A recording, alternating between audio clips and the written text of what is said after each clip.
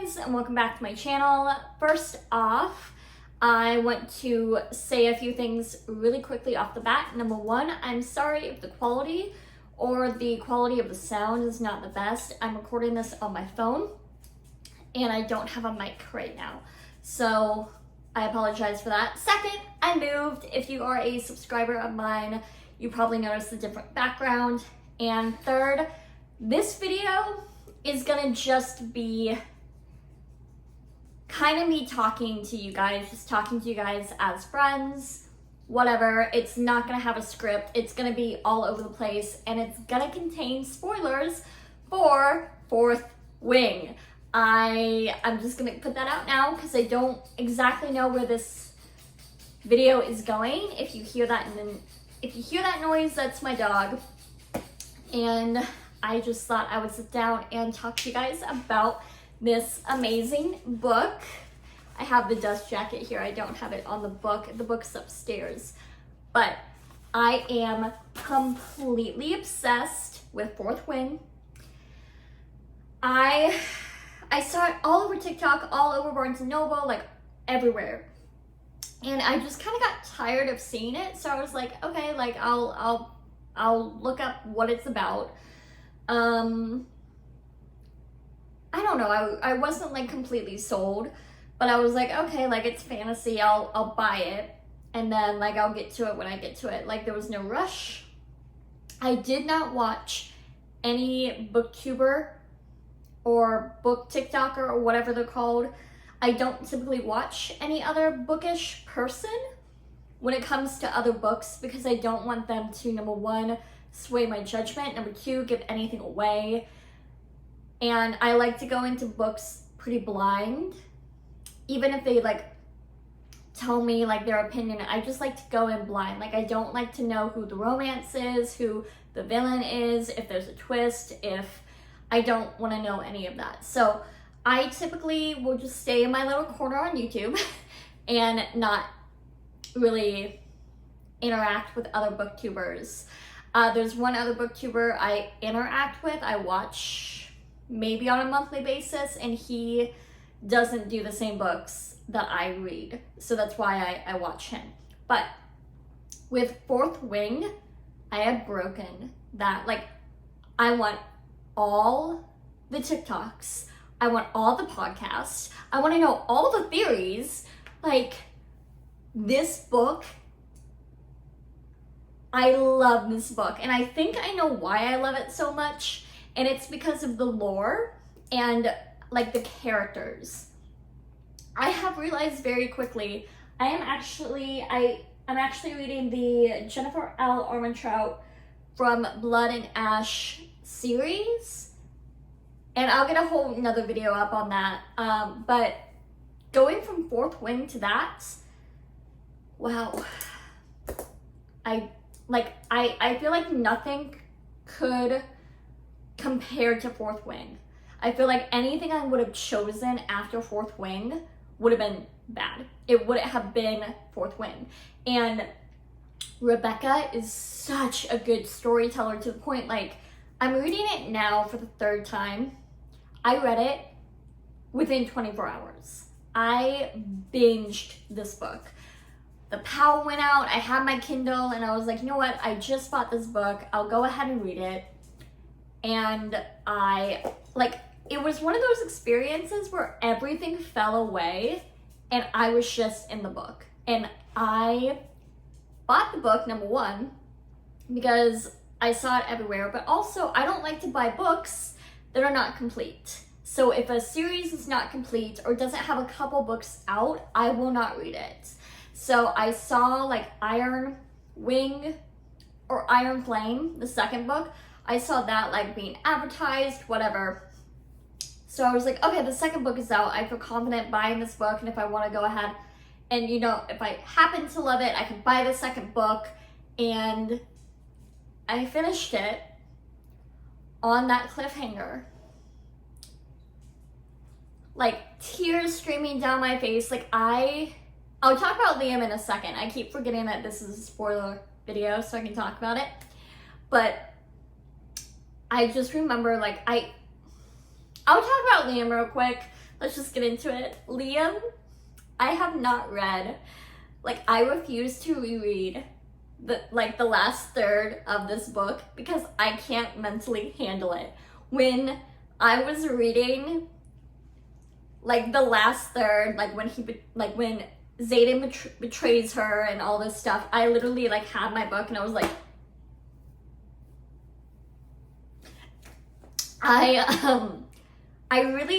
actually, like, I skimmed it because I was so nervous about what was happening, and especially, like, that whole battle, I was so scared, and I was literally just skimmed it. Like, I wouldn't let myself actually read, to the point when somebody, like, all I've actually read of Liam is "Thank you for being my friend," and yeah, that's all I've read, because I didn't need to read anymore to know what was happening. And when I tell you, Rebecca, I don't know how you have such a grasp on the entire fandom. This wasn't even a love interest, and you have all of us, every single one of us, begging you to bring him back. Begging, like, sobbing, crying. Everyone has the same reaction. That's a good author, in my opinion. Like, oh my gosh. Such a good...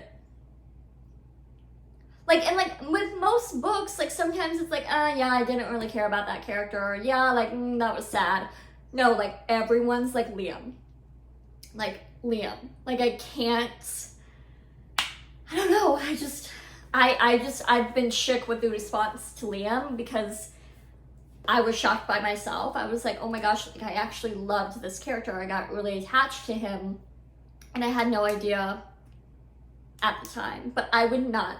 So I have not read, like, that part. I read, like, you know, the Brennan part, obviously, but yeah, I'm gonna have to go back and reread it.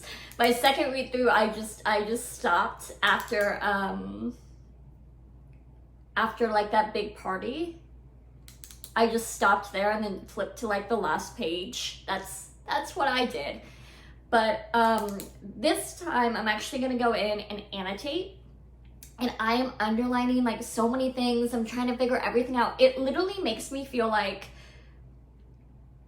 that meme where it's like, I don't need sleep, I need answers.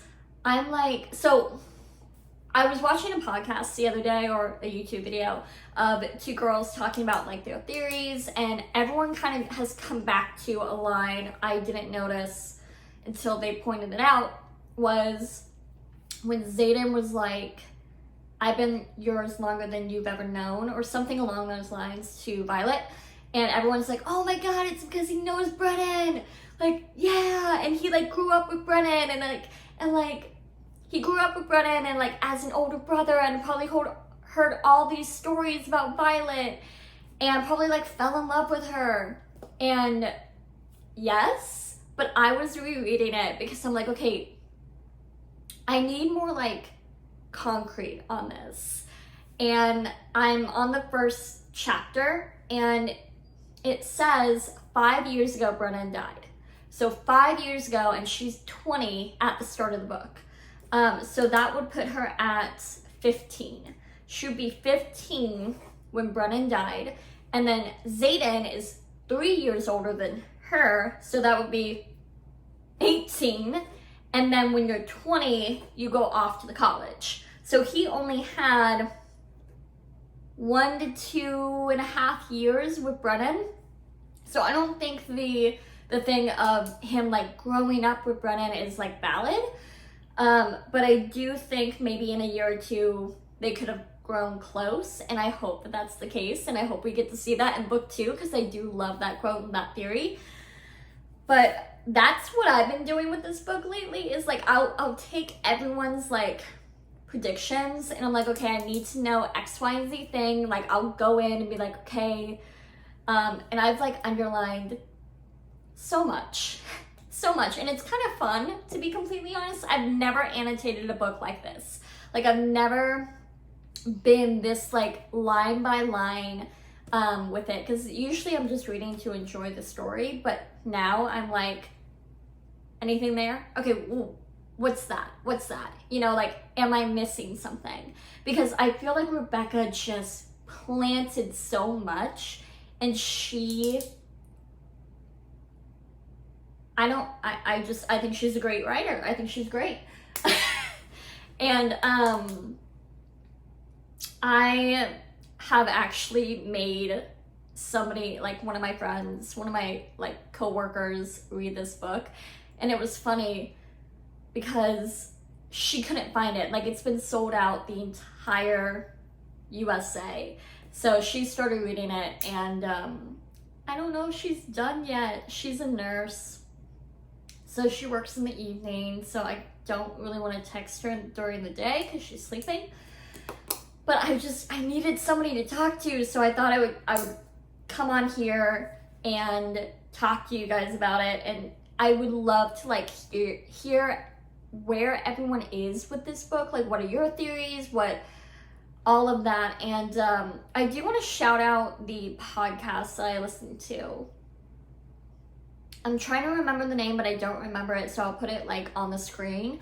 But they were so funny, so hilarious. Like, I like found myself talking back to them, so I'll put their podcast up here. Okay, let's talk about Violet's mom for a second, because one of the theories I heard was that she was trying to kill Violet because her signet is a signet of controlling like the weather or something, and when she's on the parapet, there's like a huge storm like blowing her over and like making it a lot harder. And I was like, oh my gosh, she wants her daughter dead. Like, yeah. And the other theories I've seen kind of switch my view of it, because somebody brought up a good point of, and I might just be reacting to the podcast, I don't know, but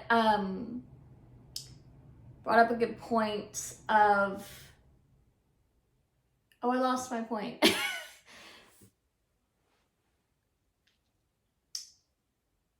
That Violet's mom would have, like, she couldn't step in and help her daughter if the storm was already on its way.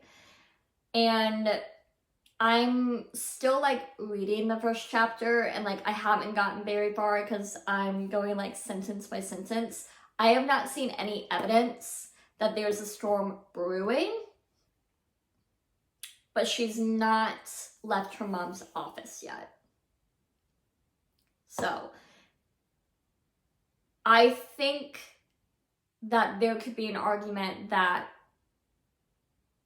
she could maybe send a storm, but also somebody else was like, I don't know if like Lilith is like a good guy. Like, I could see this going so many different ways, so I don't really want to make a decision quite yet. But I don't know, I still like have a side eye for Violet's mom, because I don't know, like, everyone's like, well, she, you know, her mom knew about the venom, and there's a theory that she got stabbed by the venom, and that's why Violet's hair is silver, and, like, the scars on Xaden's back is silver, and I don't know. I'm interested to see where it goes. And I also kind of feel like I spoiled myself for the rest of the series, because I still need all the theories and all the talking and all of it. But I really liked going into this book with nothing planned because of Dane and Xaden. I didn't know who she was going to go for because I didn't know what the author was going to do. So when, you know, Xaden and Violet have their kind of spats, I'm kind of like, well, I don't know, like, I didn't know what the author was gonna do. I was like, am I reading this wrong? Am I, you know, because I could see the attraction. Like, I'm like, okay, well, you know, there could be attraction there, or maybe it's just he doesn't care enough and he's playing it cool because he's gonna kill her in a really awful way and she's not gonna see it coming. But then, you know, as you get deeper into the book, it's pretty obvious. And Dane's an asshole. Dane is a huge asshole, but what I liked about reading that was when you first meet Dane, he's like, please, like, go to the scribe quadrant, and she's like, I can't. And he's like, please, like, save yourself. Like, I had to be two people in that instance, because I had to be like a reader being like, oh, well, of course not. Of course she's not going to do that. Like, why would you say that? Like, all that stuff. But I'm like, okay, look at it as if I was there, if I was in this situation and somebody told me I can get you out and you'll be safe, because like in my mind, Violet didn't want to be there. And this is like right after the parapet. She didn't want to be there. Like, that was like my mindset. She does not want to be there. And if she could get away with it, I felt like she would go to the scribe quadrant, which she ends up not doing. And I like that about her too, because it shows determination, and it shows she's trying to prove it to herself. It's not to anyone else, in my opinion, but she's like, I want to prove to myself I can do this. Like, I'm not gonna die today. Like, not gonna happen. And I felt like she kind of took that into her own. But when he said that, I was like, okay, well, if I was in this position, I'd go. Like, I would be like, thank you, let's go. So it was hard to see him as a villain until, you know, later on in the book. And as time goes on and you actually see, you know, actually, like, I really belong in the writer's quadrant. And she really enjoys it, and she has a lot of friends, and she's kind of killing it. I also just really like how she uses her mind with the writers, and that her physical strength isn't the most important thing about her. I liked all the aspects of her. My mind is getting ADHD here, sorry.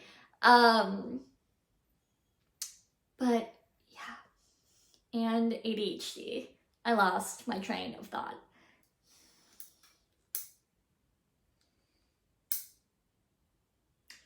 I also loved the cast of characters. So how I've been kind of selling this book, is if Harry Potter, Aragon, How to Train Your Dragon, and Divergent all merged into one, and it was this book. Because what it feels like is, it feels like a YA book, but adult. And not in the way like 50 Shades of Grey is adult, but like adult, like it's a war college. Like it like going from this adult book into the A Blood and Ash adult book, vastly different. When I read that one, I feel like I'm reading a YA. I get really frustrated and I'm like, stop being stupid. Like, and there's nothing that happens in that book anyway. But the cast of characters in Fourth Wing made me feel like a family. Like, I loved, it almost made me feel like they were all away at camp and they were all like bonding and becoming a family. And I just loved that environment where not everyone had their back, but you got to see, you know, women in the book. You know, she has good friends who are women in the book, which does not happen in the Jennifer L. Armentrout book. She's surrounded by two men at all times, and there's no other women. But I really appreciate like her having friends. Like, in too many books, like the hero doesn't have any friends except the love interest. And I'll get pushback for that in the comments, but in some of them. So I really liked, and I liked how dynamic and diverse the characters were. They felt natural. They didn't, you know, there's a deaf girl, but you didn't, that was just her. Like, it wasn't, I don't know how to put it, but they did it really well in the podcast. But like, Rebecca doesn't draw attention to, oh, you're bisexual, oh, you're deaf, oh, you have a health disorder. You know, it's kind of like in real life when you meet somebody, you don't focus on those things. And sometimes, like, I'll forget certain things about somebody, and if I make a joke, I'm like, oh, that could have been offensive, or something like that. Like, it's not on my mind, it's just them, if that makes sense. Okay, so we talked about Dane. I don't like him. I'm interested for book 2. I am so interested for book 2. There's some rumors saying that Dane's gonna be the new commander, which I'd be very interested in. I don't know. He'd be a 3rd year. He'd still be in school, right? So how could you be a commander? I thought he was gonna be a wing leader for sure. I don't know about commander. Like, I get, like, he did all this, you know, he betrayed Violet, like, all this stuff, and gave so much intel to the government, but do we really think that he's gonna be the commander? I could see it happening. Like, I don't know how, but I could see, like, that being the twist.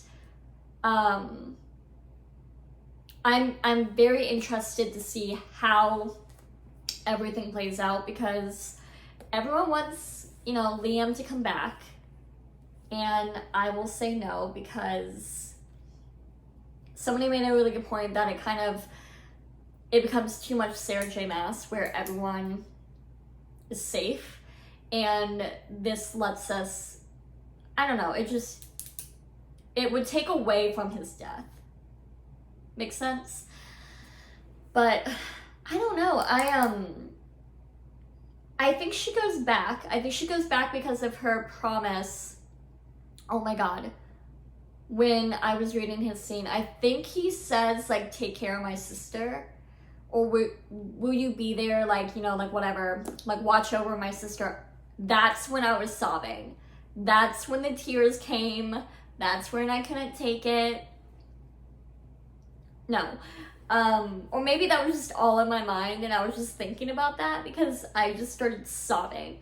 Anyway, I was like, I can't handle this. But, so if she goes back because of that, I think everyone's wondering how she does that.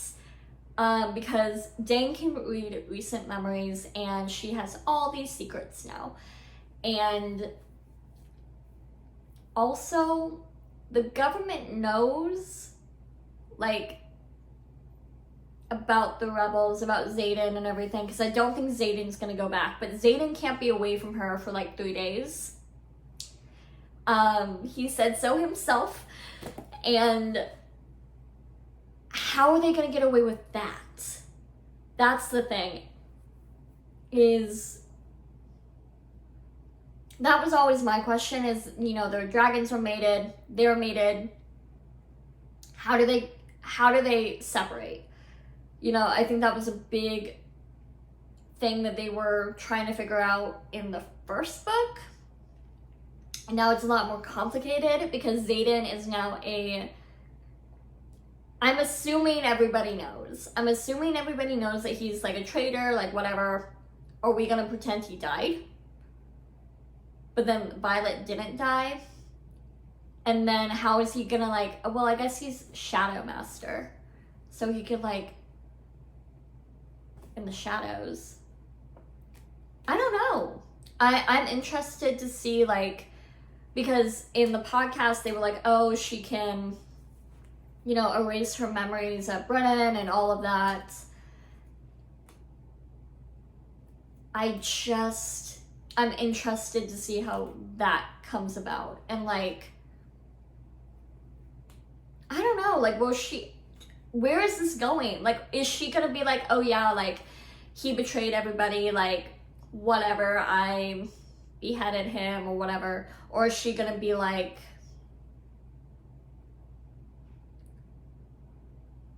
yeah, I was the only survivor? Or is she gonna be like, no, I attacked them, like, I killed them? Or is she gonna be like, no, I escaped with my life? I don't know. I'm interested to see how that plays out, and then kind of, because if you were Dane, like, you wouldn't believe Violet, right? Like, being like, oh yeah, like, you totally, like, turned against him. I don't think you would believe her. And then also there's a line of, in the summary for the second book, it's like there's a new commander, and then he's trying to make her turn against Xaden. So they know that she knows? I might be dumb right now. So they know, the government knows that she knows that about the venom, and they want, or that he survived and she's keeping a secret of where he is, and they want him. Because in order to betray him, she has to give up secrets of where everybody's been. Like, how would she betray him other than giving out intel that he already knows? Like, he already knows about the venom. Other than, like, this is where they're staying. Like, this is, like, what they have. This is what they've been doing. But, like, Violet wouldn't do that because the Venoms suck. Like, no. Like, no. So I'm interested to see, I would love to hear, like, everybody's, like, thoughts on what you think that he means by betray Xaden or turn your back on Xaden. I have so many thoughts. I mean, because if we're betraying Xaden, then Xaden didn't die. So everyone knows that Xaden didn't die. So then how is she back at school and, like, I don't know.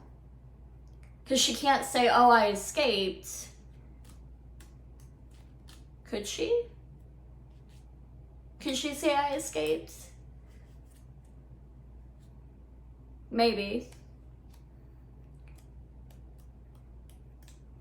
I don't know. There's a lot of thoughts running through my head, but I want to hear all the theories down below. I'm sorry that this was just a ramble, but I just needed to get out some thoughts. And I don't know, I want to see, can November be here yet? Or, you know, Rebecca, if you want to send me a advanced reader copy, I would love to read it. Here, why don't you can take my book and I'll take yours. So I'll go grab my book and I'll send it to you, and you can send me Iron Flame. Okay? How about that? That sound good? Great. If you didn't know, I'm an author. I am of a YA book called Red Siren. It's a Little Mermaid retelling. It's not nearly as good as Fourthwing. I'm not gonna lie. Just because it's just a different type of book. But if you want it, it's going to be down below. I also have some short stories I publish to my blog pretty much on a monthly basis, and those will be linked down below for your reading pleasure. And yeah, I think that's where I'm going to leave it, but I might come back with a part 2 or something and react to any comments or anything. But I wanted to get up a little review. 10 out of 10 stars. I adored this book. I was so upset when I read the last page, and then, like, I have to wait. I bought the book because I thought the second book was out and I didn't have to wait. So oh my God, it was like 2 a.m. in the morning. I was a mess. I had just been sobbing. I was a mess. And I had no power. It was a hot mess. Hot effing mess. So November, please come quicker than expected. And also, Rebecca, if you're like watching, can you just like give us the first chapter? Please, like just like be like, oh wow, you wait, here's the first chapter. I would love that. Love it. Or give us a little bit more. Because yeah, I can't wait. And when I already pre-ordered the second book, and then when the second book drops, so I have it pre-ordered on my Kindle so I can read it at like 12 o'clock and just binge it. That morning, I'm going to grab my camera and we're going to do a vlog to go get Iron Flame. I keep wanting to say Iron Lung. Iron Flame. I'll have a whole like little video about book 2 in November. I wish it was October. Also, I'm scared because she wrote Fourthwing really quickly, which is great. And then I'm so happy that only a few months later we get the next book. But after that, if it's worse, like if it's like worse, if it's just as good, if not better, because I think it's like 10,000 words longer or something than the first book, like, and this is a 5-book series. It's just gonna keep expanding. And when are we gonna get the third book? Like, are you working on it? Is it done? Like, I'm gonna need it like December of this year. If you could do that, that'd be great. Anyway, I'm gonna sign off. This is a really long video, but I hope you enjoyed it, and I'll see you guys in the next one.